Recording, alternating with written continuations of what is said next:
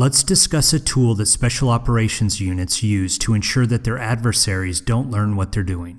It's called Operations Security, or OPSEC.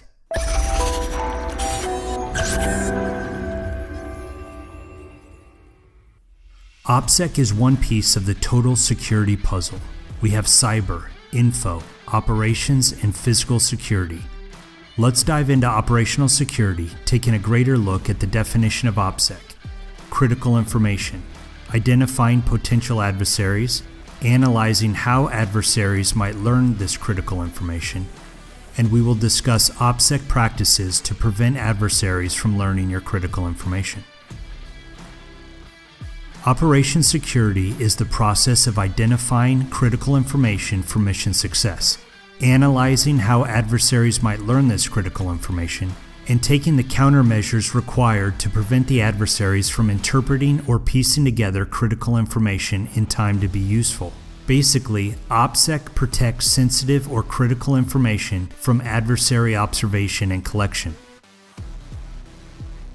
In the military, critical information is defined as information important to the successful achievement of U.S. objectives and missions. It consists of specific facts about friendly capabilities, activities, limitations, and intentions. In a more practical sense, critical information is what you don't want the bad guys to know. In a special operations example, the military does not want the bad guys to know the location of our friendly forces. They don't want the bad guys to know their strength or number of our friendly forces. They don't want the bad guys to know what kind of equipment the friendly forces have or what type of missions the friendly forces are going to do. In a corporate example, the business doesn't want their competitors to know the project they're working on.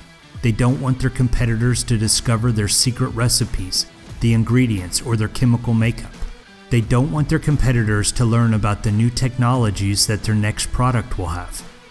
In a family example, a family should not let criminals know how much money is in the bank, their credit card numbers, their bank account numbers, and their debit card pins. The family should not let bad guys know where they live, what they have, and when they're going to be out of town and not safeguarding their property. The family should not let bad guys steal their identity by learning social security numbers or personal information. Adversaries take many forms. To some, they are representatives from a foreign government, or they could be non-state actors, perhaps a criminal, or a computer and network hacker. Or perhaps there's someone within your organization who's planning to sabotage you in the organization. We call these threats insider threats.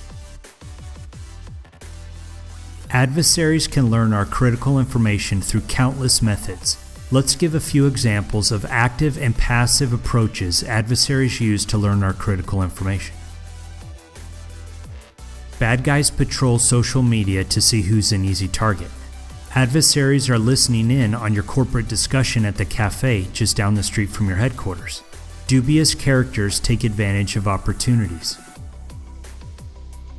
Bad guys patrol neighborhoods to see who's an easy target. They call this casing a neighborhood. Dubious characters patrol shopping malls and shopping centers looking for easy targets. Identity thieves will go through your trash to find documents with your personal identifiable information.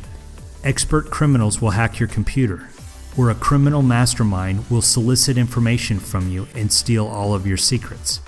Let's finish off by discussing ways that you can protect your critical information.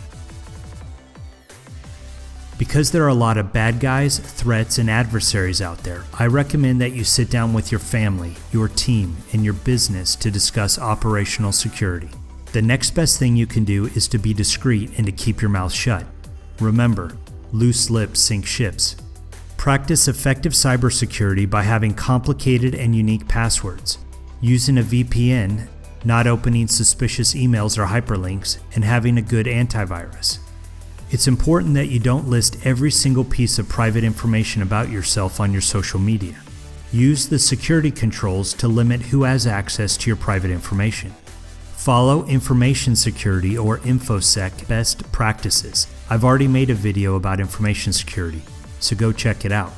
In the military, we use military deception. Military deception can directly support OPSEC by distracting foreign intelligence entities away from your main effort.